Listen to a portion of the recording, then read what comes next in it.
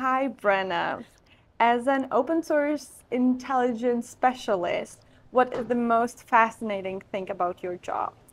I think the most fascinating thing about my job will always be that I'm not a specialist, right? Like I'm always learning. Like I feel like it's actually impossible to be an expert in this field.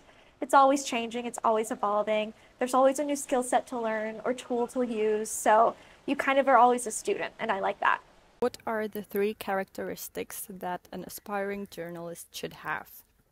I think you need to be curious, persistent, um, and I also think that you need to be a little bit like okay asking dumb questions. Like I think you kind of need to put your ego aside a little bit and be really focused, less about coming off as super smart and knowing everything and all that when you're interviewing people or looking into researching things and actually kind of checking your ego, putting it aside and being really willing to admit what you do and don't know and like the information gaps you're trying to fill. Do you have some words of advice for young journalists?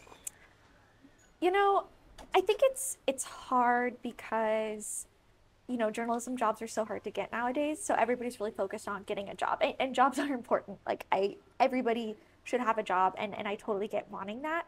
But I think that the thing that has given me the most freedom and the most options in journalism is less about the jobs that I've had, but the stories that I've done and the quality of work. And I really think that if you just put doing a good story above all else and finding good stories, like you're going to be fine. And I wish somebody had told me that when I was younger.